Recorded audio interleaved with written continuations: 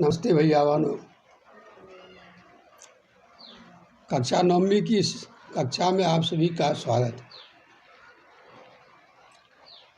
भैया बहनों, इससे पहले हम लोग क्षितिज का जो है कि इसके बाद का जो है कि पाठ, जितने भी पाठ हैं सबको हमने पढ़ लिया है। आज हम लोग पढ़ेंगे ललध्य। ललध्य का वाक। भैया बहनों, मध्यकालीन भारत में एक समय ऐसा आया जब विभिन्न धर्मों में जो है कि बाह्य आडंबर जो है कि प्रवेश कर गया। बाह्य आडंबर का जो है कि बोलबाला हो गया। कर्मकांडों की जटिलता, यज्ञ हवन, पूजन आदि विभिन्न प्रकार के आचरणों के कारण जो है कि धर्म जन साधन के लिए धर्माचरण जो है कि बड़ा कठिन हो गया था। इसलिए उसी काल में एक आंदोलन चला जो भक्ति आंदोलन के नाम से प्रसिद्ध हुआ था। भक्ति आंदोलन का मतलब था कि धर्म के उन बाह्य आडंबरों को छोड़कर सीधा भगवान का नाम लेना, कीर्तन भजन करना, भक्ति के माध्यम से परम गति को प्राप्त करना, मोक्ष को प्राप्त करना, यही भक्ति आंदोलन का उद्देश्य था। इस भक्ति आंदोलन के बहुत से नायक थे, जिसमें तुलसी, कबीर, सूर, रसखान,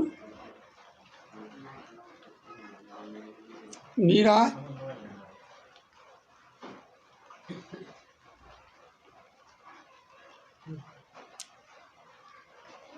आदाल, तमिलनाडु की थी आदाल, अक्का महादेवी, ये क्या कहते कर्नाटक की थी, और कश्मीर की ये थी आपको ललध्य। तो ये लोग जो है कि भक्ति आंदोलन के प्रमुख संवाहक थे। भैया बहनों, ललध्य के विषय में कोई प्रामाणिक जानकारी नहीं है। इनके जीवन का कोई प्रामाणिक जानकारी उपलब्ध नहीं है। फिर भी ऐसा माना जाता है कि इनका जन्म कश्मीर स्थित पामपोर के शिवपुरा गांव में 1320 ईस्वी को हुआ था। ये कई नामों से जाने जाते थे, यानी इनको कई नामों से पुकारा जाता था, जैसे लल्लेश्वरी, लल्ला, लाल योगेश्वरी, लला रिफा आदि। ऐसा माना जाता है कि 1391 के आसपास इनकी मृत्यु हो गई। ललध्य की जो काव्य शैली है उसको वाक कहा जाता है। जिस तरह कबीर के दोहे, मीरा के पद, तुलसी की चौपाई, रसखान के सवैये, उसी तरह ललध्य के वाक काफ़ी प्रसिद्ध हैं। इन वाक्य के माध्यम से ललध्य जो है कि धार्मिक संकीर्णता और उसमें व्याप्त बाह्य आडंबर आदि का जो है कि विरोध किया है, और इन्होंने सच्चे प्रेम, ईश्वर के प्रति जो सच्चा प्रेम है उस पर बल दिया है, और उसी के माध्यम से मोक्ष को प्राप्त करने का जो है कि ये मार्ग बताया है, और इन बातों पर जो है कि जोर दिया है। लोक जीवन के तत्वों से प्रेरित ललध्य की रचनाओं में तत्कालीन पंडिताऊ भाषा, यानी पंडितों की भाषा जैसे संस्कृत, और दरबारी भाषा जैसे फारसी। दरबारी भाषा ही नहीं, राजा के दरबार में जिन भाषाओं का प्रयोग किया जाता था वो फारसी के स्थान पर या कि जनता की सरल भाषा का प्रयोग किए। जैसे तुलसीदास जी जो है कि सरल भाषा का प्रयोग कर ब्रज भाषा का प्रयोग किए, अवधि का प्रयोग किए संस्कृत की जगह, और रामचरितमानस के रूप में रामायण को जो है कि जनसाधारण में लोकप्रिय बना दिए थे। उसी तरह ललद्द भी जो है कि संस्कृत और फारसी आदि को छोड़कर जन सामान्य की जो भाषा है उसका प्रयोग करके लोगों तक जो है कि अपनी बातों को पहुंचाने का जो है कि प्रयास किया है। यही कारण है कि सैकड़ों सालों के बावजूद भी कश्मीरी लोगों के हृदय में ये वाक्य जो है कि अभी भी उसी तरह बसे हुआ है जिस तरह की उस समय था। ठीक है भैया बानो, अभी मैंने बताया कि आप लोगों को भक्ति काल की जो व्यापक जन चेतना है, भक्ति काल में जो लोगों के अंदर चेतना जगी और उसके जो है कि अखिल भारतीय स्वरूप यानी संपूर्ण भारत में उसका जो है कि जो विस्तार हो गया, इसी के विषय में थोड़ी सी जानकारी देने के लिए इस पाठ में ललद्द के जो है कि 4 वाक्यों को दिया गया है, उसका हिंदी अनुवाद प्रस्तुत किया गया है। मीराकांत जी के द्वारा जो है कि ये अनुवाद किया गया है। इसमें जो है कि पहले वाक्य में ललद्द ने ईश्वर प्राप्ति के लिए किए जाने वाले अपने प्रयासों की व्यर्थता की चर्चा की है। दूसरे में आडंबरों का विरोध करते हुए यह कहा गया है कि अंतःकरण से संभावी होने पर ही मनुष्य को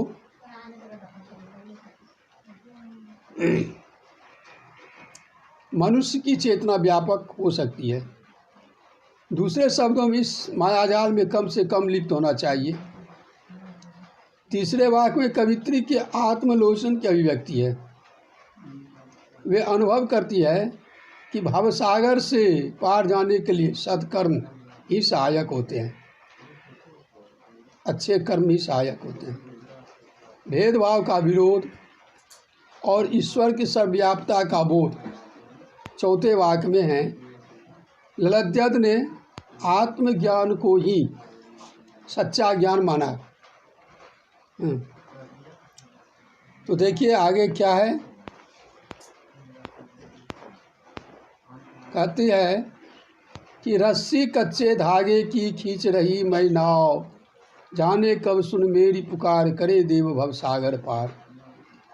पानी टपके कच्चे सकोरी, व्यर्थ प्रयास हो रहे मेरे, जी में उठती रह रह कर हूँ, घर जाने की चाह है घेरे। कवित्री कहते कि रस्सी कच्चे धागे की खींच रही मैं नाव। कवि कहती कि यह जो मेरी जीवन रूपी नाव है, यह क्या है, कच्ची रस्सी कच्चे धागे की रस्सी से बंधा हुआ है। इस नाव को हम जो है कि जिस रस्सी से खींच रहे हैं वह रस्सी क्या है, कच्चे धागे की है। अर्थात यह जीवन क्षणभंगुर है, क्या पता कब सांस रुक जाए और जीवन का अंत हो जाए। इसलिए जाने कब सुन मेरी पुकार, करे देव भव सागर पार। इसलिए कवित्री चाहती कि जो ईश्वर जल्दी से जल्दी उनकी पुकार को सुन ले और उन्हें इस जो है कि सांसारिक जो मोह माया है, ये जो भव सागर है, इससे पार कर दे जल्दी शीघ्रता से, क्योंकि क्या पता कब यह जो है कि जीवन डोर खत्म हो जाए। कहती है कि पानी टपके कच्चे सकोरे, व्यर्थ प्रयास हो रहे मेरे, जी में उठती रह रह कर हुक, घर जाने की चाह है घेरे। कवित्री कहती कि हम जो प्रयास कर रहे हैं, हम जो ईश्वर से मिलने का प्रयास कर रहे हैं, यानी हमारी जो भक्ति है, हमारी जो पूजा अर्चना है, वह जो है कि व्यर्थ हो रहा है। वे काफ़ी कच्चे हैं, कमज़ोर हैं, और हमारा यह जो प्रयास वह व्यर्थ हो रहा है। जी में रह कर इसके लिए अब क्या होता है कि हुक उठता है, वेदना होती है, कष्ट होता है, घर जाने की चाह। बार बार कवित्री के मन में घर जाने की चाह है। घर कहाँ है अपना? तो इस लोक से अलग परलोक, जहाँ ईश्वर है, ईश्वर के पास जाने की जो है कि उनकी चाह जो है कि बार बार उनके हृदय में जो है कि हुक मार रहा है, उन्हें जो है कि वेदना पहुंचा रहा है। इसलिए कवित्री कहती है कि इस जीवन का क्या भरोसा, कब ख़त्म हो जाए। इसलिए वे ईश्वर से चाहते हैं कि जल्दी से जल्दी ईश्वर जाए, उनको इस भवसागर से पार कर दे। लेकिन उनकी भक्ति और यानी उनका प्रयास जो है कि वह उतना मजबूत नहीं है, कमज़ोर है, कच्चा है। इसलिए उनके हृदय में घर जाने की जो है कि भाव जो है कि वो बार बार वेदना प्रकट कर रहा है। कहता है खा खा कर कुछ पाएगा नहीं, ना खाकर बनेगा अहंकारी। सम खा तभी होगा समभावी, खुलेगी सांकल बंद द्वार की। तो खा खा कर कुछ पाएगा नहीं, खा खा कर यानी भोग विलास कर, सुख कर। जब जो मन आप खूब खाते पीते हैं, सुख भोग में लगे हुए हैं, आराम में लगे हुए हैं, तो इससे तो ईश्वर की प्राप्ति होगी नहीं। इसके लिए शरीर को तो कष्ट देना होगा, मन को दुखाना होगा, मन को मारना होगा। इसलिए खा खा कर कुछ आप नहीं पाएंगे। फिर कहा ना खाकर बनेगा अहंकारी। और यदि आप सब कुछ छोड़ ही दें, आप सन्यास बन जाए, आप खाना पीना खाए ही नहीं, कहे कि हम व्रत ही रखें, तो क्या होगा? आप अहंकारी हो जाएंगे। आपके मन में यह भावना आ जाएगी कि मैं सबसे बड़ा तपस्वी हूँ, मैं सबसे बड़ा भक्त हूँ। इसलिए यह भी नहीं करना है।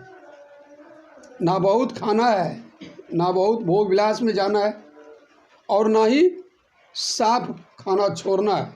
अर्थात यहाँ पर कवित्री कहती है बीच के रास्ता को पकड़ने के लिए कहती है, मध्यम मार्ग को अपनाना चाहती है।